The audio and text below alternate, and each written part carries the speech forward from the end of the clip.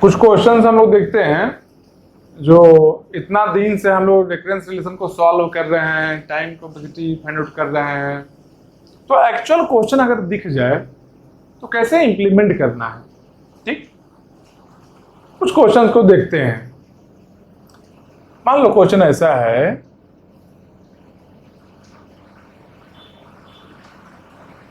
P of m if m less than equal to 1,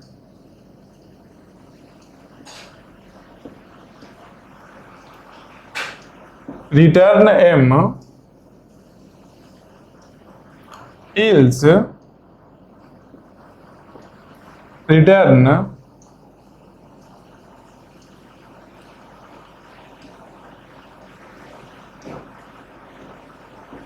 pm by 2 plus p m by 2 plus m।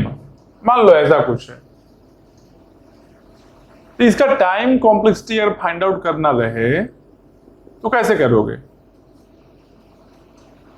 किस तरीके से करोगे बताओ। तो सिंपल देखो क्या करना है, pm by 2 है ना, तो मान लो pm का टाइम है जो tn लग रहा है, m है या फिर m ही बोलते हैं, मान लो m लग रहा है, ठीक, या n इसको ही कर लो, चलो सब जगह n कर लेते हैं, दिखने में अच्छा रहेगा। अगर n ही कर लेते हैं, इसको n कर लिए तो tn है, मान लो इसका टाइम है, टोटल टाइम tn है n एलिमेंट के लिए। क्या करोगे, इसके लिए n by 2 एलिमेंट है, तो क्या हो गया t ऑफ n by 2। पहला तो ये हो गया, उसके बाद क्या होगा, सेम वैसे ही होगा ना, pn by 2 है तो t ऑफ n by 2।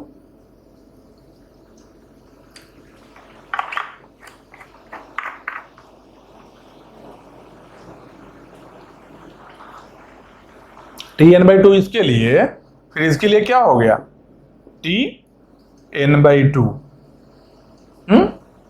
इसके बाद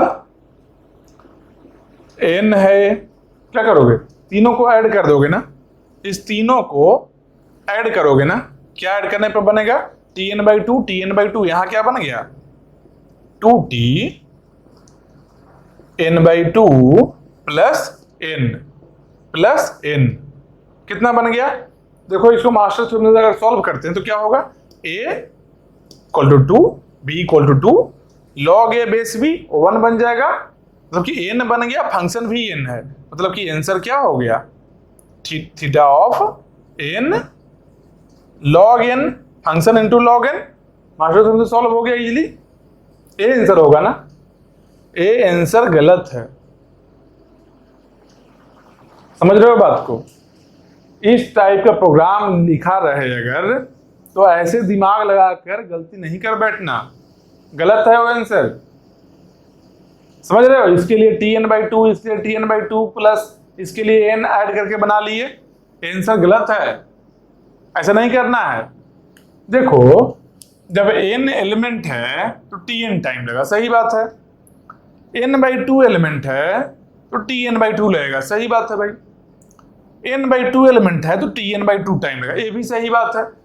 प्लस n अगर कर रहे हैं, प्लस n अगर कर रहे हैं तो n टाइम थोड़ा ही लगेगा, एक एडिशन करने में n टाइम लगता है क्या, प्लस n करना है, केवल n नहीं लगा है ना, यहां पर इसकी जगह पर क्या लगा है, बिगो 1 लगा है, कांस्टेंट टाइम लगा है, n नहीं लगा है ना, n तो वैल्यू बता रहा है ना, यहां पर n को ऐड किए हैं, वैल्यू को ऐड किए हैं, लेकिन एडिशन तो एक ही हुआ है ना, ये कोई फंक्शन कॉल थोड़ा ही है, n है, किसी वेरिएबल को ऐड कर रहे हैं, बस इसके वैल्यू को ऐड कर रहे हैं, एक नॉर्मल एडिशन है, इसलिए इसका टाइम कितना लगा, बिगो 1 लगा। अब क्या बनेगा equation, tn by 2 plus tn by 2, 2tn by 2 plus 1, मतलब c क्या बनेगा 2tn by 2 प्लस c। यहाँ पर a है, b है, n power log a base b लेंगे, ये बन जाएगा n। यहाँ पर फंक्शन क्या है, c है, कांस्टेंट है, n ग्रेटर देन c हो गया, मतलब कि आंसर क्या मिला, आंसर मिला थीटा ऑफ n। ए सही आंसर है, ए सही आंसर मिला। मास्टर ने सॉल्व किए हैं, मास्टर अगर नहीं पता है तो देख लेना एक बार पहले, ठीक, कोई टफ चीज नहीं है, ये ए होता है, ये बी होता है, एक बार देख लेना आसान से।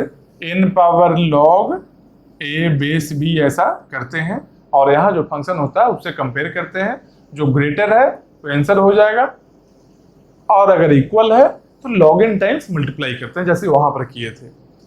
लेकिन a आंसर नहीं है, बोलो a क्या है, ये इसके वैल्यू को बता रहा है।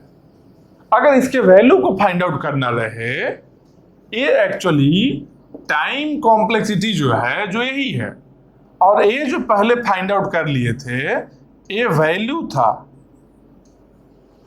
समझ रहे हो, ये इसके वैल्यू को बता रहा था। अब सोचो, मान लो अगर यहां पर ऐसा रहता pn/2 है ना, यहां पर रहता 3pn/2, यहां रहता 4pn/2, ठीक, तो क्या करते हैं यहां पर, इसके लिए क्या लिखते हैं, pn/2 के लिए tn/2 है ना, pn/2 के लिए tn/2 है, तो भाई 3 है तो 3tn/2, यहाँ pn/2 के लिए tn/2 है तो 4 है 4tn/2, यहाँ n है तो n सॉल्व कर देंगे, कितना हो गया 3 + 4 7tn/2, कैसे सॉल्व करोगे, 7tn/2 + n, या फिर n को मान लो इतना समझ आ भी गया है कि b को 1 लिखना है, c लिखना है, मान लो यहां c लिख भी दिए तब भी गलत हो गया। अरे जब pn/2 फाइंड आउट कर लेंगे हम लोग tn/2 टाइम में, तो एक मल्टीप्लाई 3 से कर लेंगे बाद में, इसके वैल्यू को किसी वेरिएबल में स्टोर कर लेंगे पहले। मान लो वेरिएबल b है, b = स्टोर कर लिए वैल्यू को, फिर उसके बाद c = 3 × b कर लिए, तो c में वैल्यू मिल गया ना इसका पूरा। सेम वैसे ही उसका वैल्यू भी कहीं स्टोर कर लेंगे, मान लो b नहीं कहीं और स्टोर किए, उसके मल्टीप्लाई कर दिया। आप बोलोगे क्या, अच्छा तो pn/2 का यहाँ वैल्यू मिल ही गया है, फिर से क्यों फाइंड आउट कर रहे हैं, वो करना पड़ेगा, क्यों करना पड़ेगा बता रहे हैं, ये रिटर्न कर रहा है, एक बार यहाँ फंक्शन कॉल करता है, फिर से एक बार फंक्शन को कॉल करता है।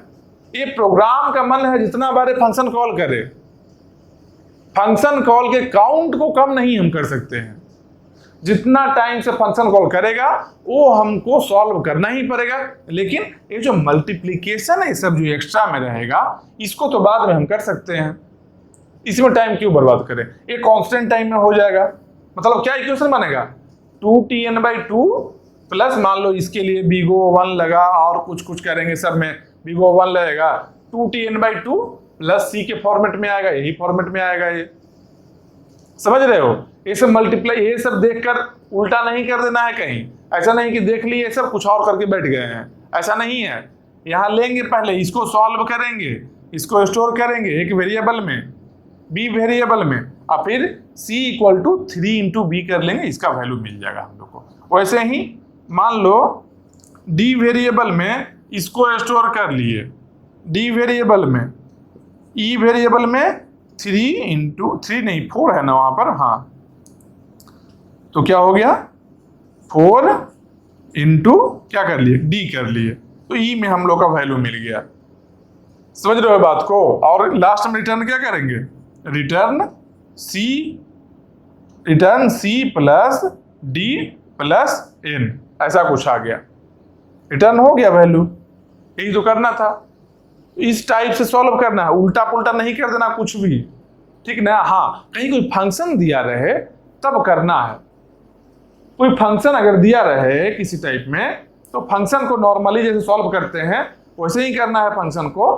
कैसे, मान लो कोई ऐसा जैसे पढ़ा हुआ चीज ही, जैसे मर्ज सॉर्ट किए हैं, क्विक सॉर्ट किए हैं, तो कहीं कोई फंक्शन अगर दे दे तो उसका जो टाइम कॉम्प्लेक्सिटी लगता है फंक्शन को सॉल्व करने में, वो टाइम लगेगा।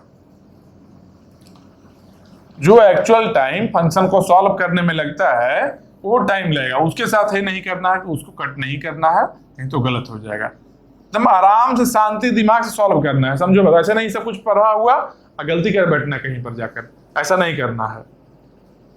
मान लो इस टाइप का क्वेश्चन है ऐसा,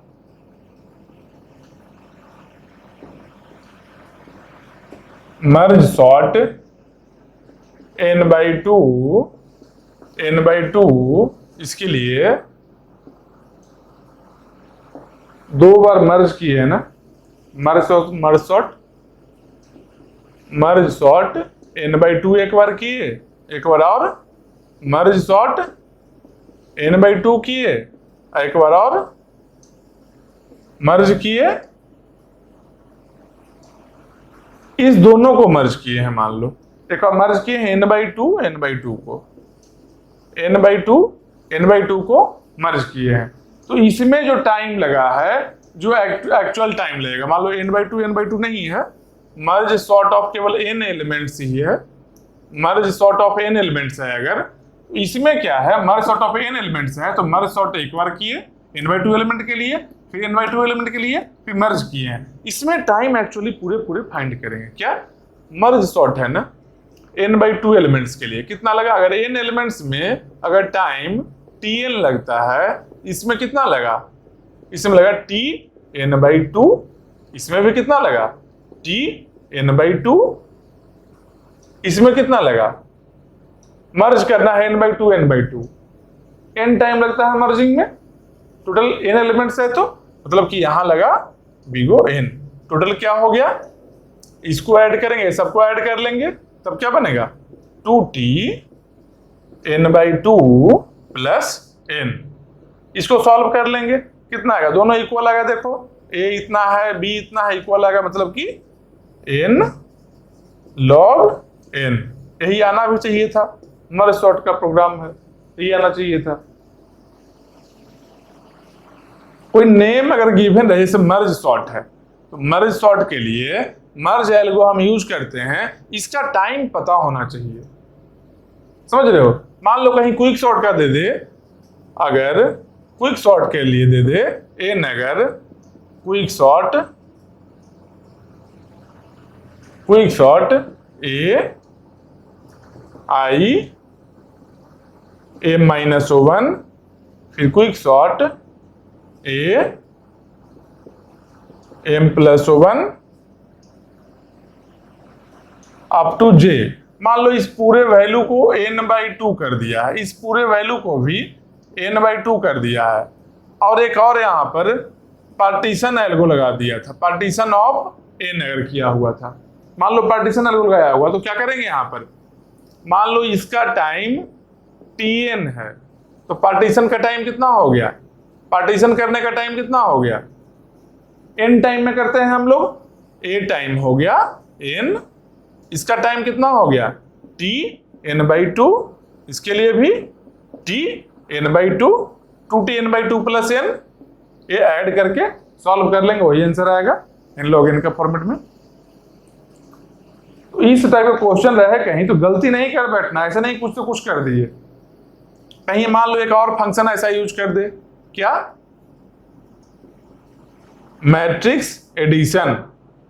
मैट्रिक्स एडिशन ऑफ कर दे, यहां पर क्या n इंटू n एलिमेंट्स, कुछ और प्रोग्राम है कहीं पर फंक्शन यूज कर दिया है, तो याद रखना है क्या कि मैट्रिक्स एडिशन में टाइम लगता है n², उसके बाद सबको ऐड करना है, जिस तरीके से बताए हैं सब ऐड करना है, वैसे ही ऐड करना है।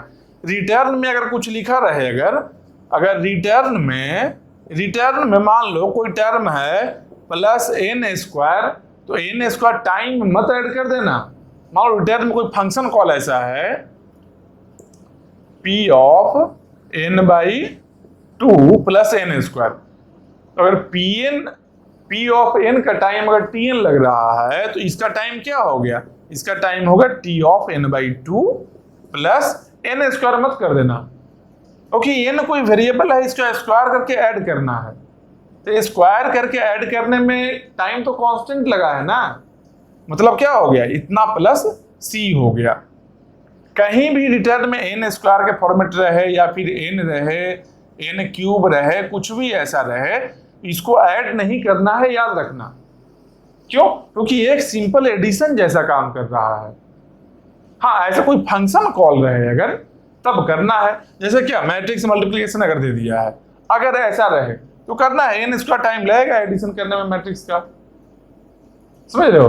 मल्टीप्लिकेशन अगर दे दे, एन क्यूब लगेगा टाइम, या फिर एन पावर 2.81 जो भी टाइम रहे उतना लगेगा।